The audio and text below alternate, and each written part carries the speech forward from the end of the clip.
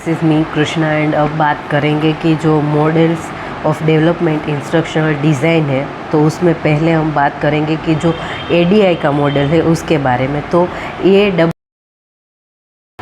ये मॉडल है, इसका फुल फॉर्म है, उसमें ए का जो फुल फॉर्म है वो एनालाइज है, फिर डी से डिज़ाइन और डी से डेवलपमेंट और आई से implement, E for evaluate and ये एडीआई का फुल फॉर्म हो गया। ठीक है, analyse, design, development, evaluate and improvement. तो ये जो एडीआई का फ्रेमवर्क मॉडल है उसमें it is a framework design use by trainer training developers and instructional design to create instruction and it represented guideline for building effective training and performance support tool in 5 ways. The 5 phases are analyze, design, development, implementation and evaluation. They along together provide a framework for the development of training courses in a systematic cost effective manner.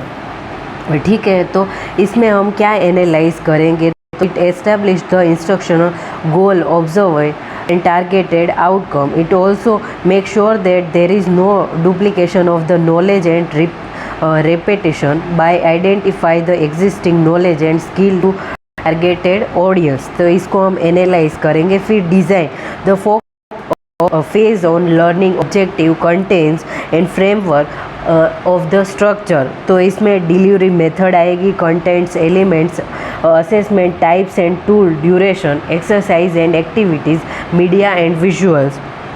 फिर development, in this phase the course content is developed using the plans and guideline from the design phase. All needed assets should be created, audio and video to support the learning delivery. फिर implement यानी कि उसको work में रखना in the action. This is the delivery phase where learning services are delivered to the learner. And evaluate यानी कि उसको हमें देखना है कि वो वर्क कर रहा है कि नहीं कर रहा है। तो the aim of this phase is to check whether is learning goal have been met और नॉट। यानी कि हमारे जो गोल्स है वो अच्छे, मतलब हम गोल तक पहुंच रहे हैं और ये वर्क कर रहा है कि नहीं।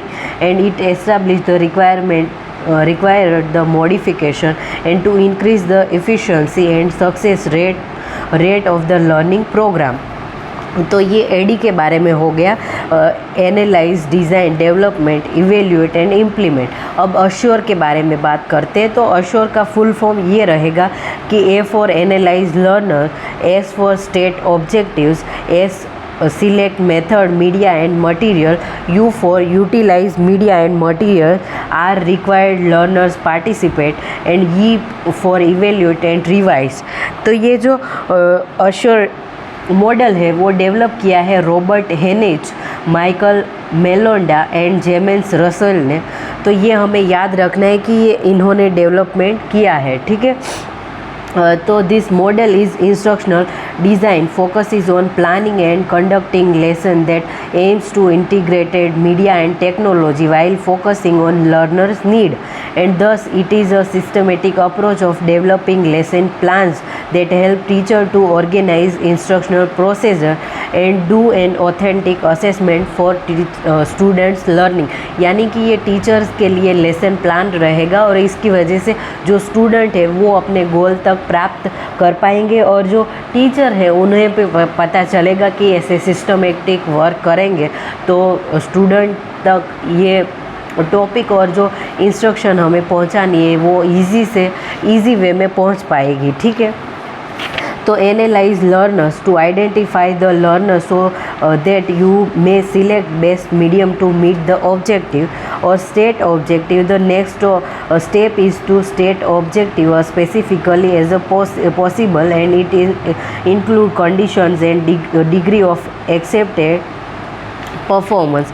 फिर इसमें भी ABCD रहेगी, यानी audience, the name of learners and for whom the objective is intended. B behaviour, specify the behaviour और capability to be learn and C for condition, state and the conditions under which the performance would be observe. D for degree, specify the degree and to which the new skill must be master.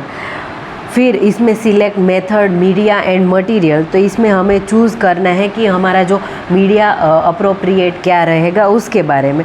फिर utilise media and material, तो जो media and material है उसको हम कैसे utilise करेंगे इसके बारे में. ठीक है. फिर डिक एंड केरे का जो मॉडल है उसके बारे में हम बात करेंगे.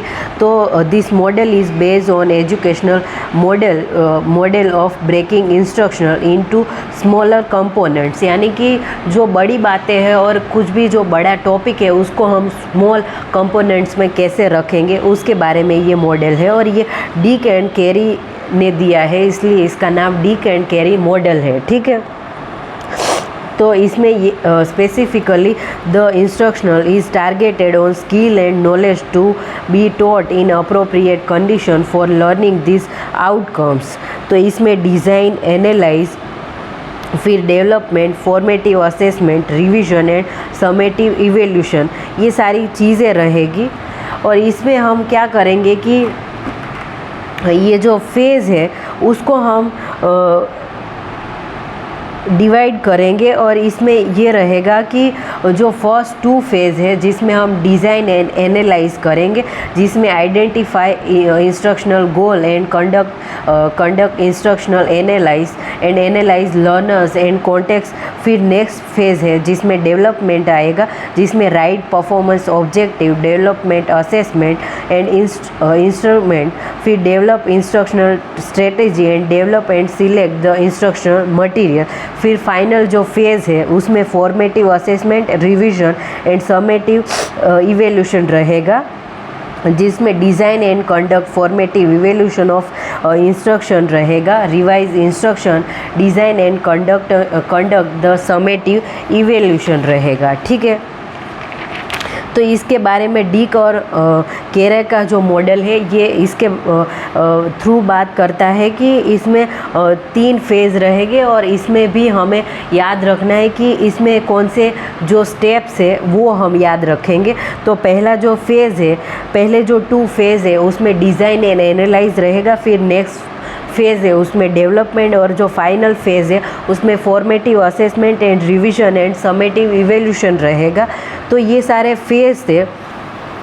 तो इसके बारे में हमने बात की. जो फर्स्ट जो मॉडल था वो एडी का मॉडल, फिर अशोर, और उसके बाद हमने डिक एंड केरे के मॉडल के बारे में बात की. और नेक्स्ट वीडियो में हम मेसन का जो मॉडल है उसके बारे में बात करेंगे, गेगने का जो मॉडल है, और 5 जो ई कंस्ट्रक्शन है उसके बारे में, और 9 एलिमेंट है उसके बारे में हम बात करेंगे. तो I will end this video here. Bye everyone. Thank you so much and happy learning everyone.